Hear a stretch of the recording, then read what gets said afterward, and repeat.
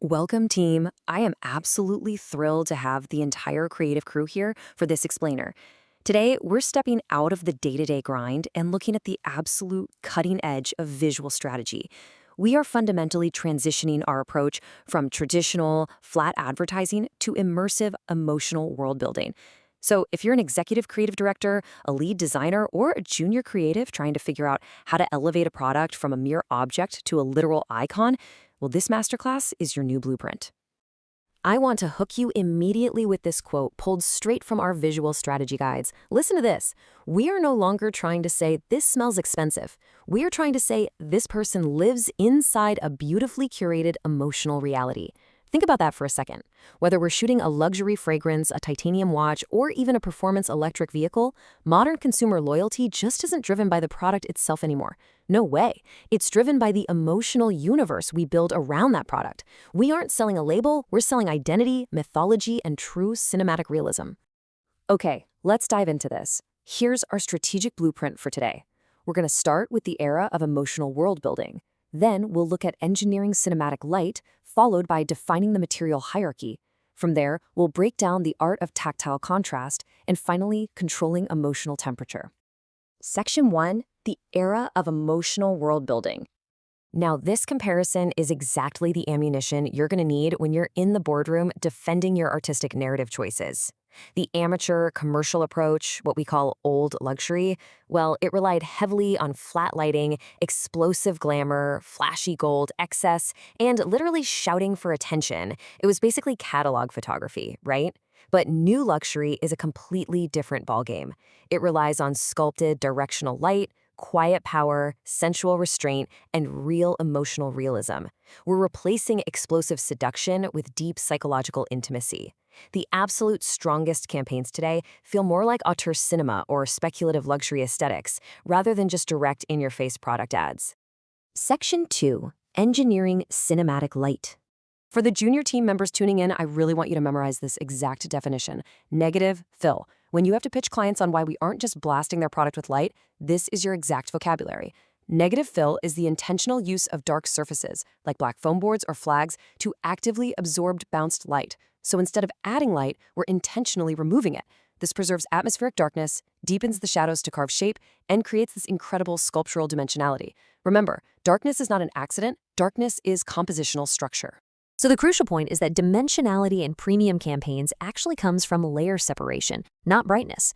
We achieve this through specular contrast for edge separation and preserved tonal depth in the midtones. We'll usually place our key lights slightly behind the product between 120 and 160 degrees off-axis relative to the camera. We're just lighting the label, folks. We're lighting the reflections to sculpt the form. And then we introduced atmospheric layers like haze, smoke, or rain. It's like a giant puzzle, creating this beautiful cinematic separation between the foreground object, the midground, and the background. Section 3, defining the material hierarchy. In premium photography, materials aren't just props lying around. We use a very strict architectural method here. You have your dominant material, like brushed titanium, glossy painted metal, or solid black basalt stone. This occupies the largest visual area and completely anchors the emotional identity of the shot. But, a dominant material all by itself is just boring. That's exactly why we bring in supporting materials, things like velvet, charred oak, or even atmospheric smoke. These exist strictly to balance the dominant texture, create contrast, and guide the viewer's eye so we prevent any visual monotony. As your mentor, I really cannot stress this enough. You have to establish a dominant engineered material to communicate precision, but you absolutely must support it with organic, tactile materials. Think of a cold steel watch resting on raw grain leather, or maybe a CNC machined bracelet against natural stone. If you only use engineered materials, the image ends up feeling sterile, artificial, and kind of CGI-like. By introducing organic imperfection, you bring real human tension and warmth right into the frame. Section 4, the art of tactile contrast. Consider this matrix of opposing physical sensations. We intentionally pair matte stone against soft fabric. We place polished metal against weathered leather, glossy acrylic against rough concrete, and sharp reflections against soft haze. Why do we do this? Because the eye subconsciously feels the image through these opposing light behaviors. When glossy body reflections contrast with matte environmental textures, or a wet surface meets a perfectly dry one, it creates this incredible sensory separation. The viewer is mentally touching the object just by looking at it.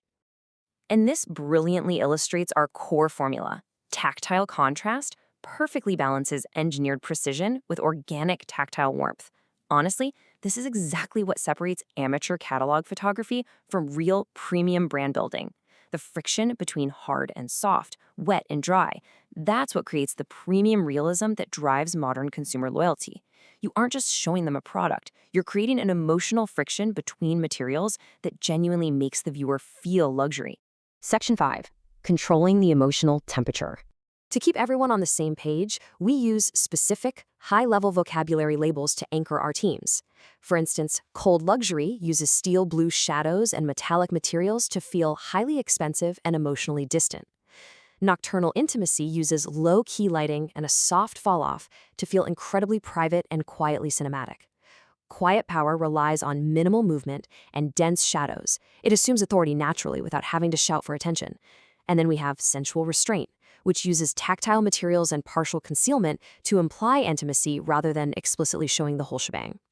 Every single lighting gradient and material choice you make has to rigorously align to protect that specific emotional temperature. Let's move to and see how this builds step by step. The emotional translation goes a little something like this. First, you design the object, focusing intensely on its engineered precision and specular reflections. Second, you build the atmosphere, using your lighting, negative fill, and tactile material pairings to create deep dimensionality. Third, and absolutely most importantly, you define the identity. You create that beautifully curated emotional reality that the consumer desperately wants to live inside. I want to leave you with this final provocative thought. How will you engineer the emotional reality of your next premium campaign? You've got the vocabulary now. Negative fill, material hierarchy, tactile contrast, emotional temperature. Take this strategic framework and use it to confidently justify your artistic choices in your next high-stakes pitch. Don't just light a product team, build a world. Thank you so much for joining me for this explainer, and I literally cannot wait to see what you create next.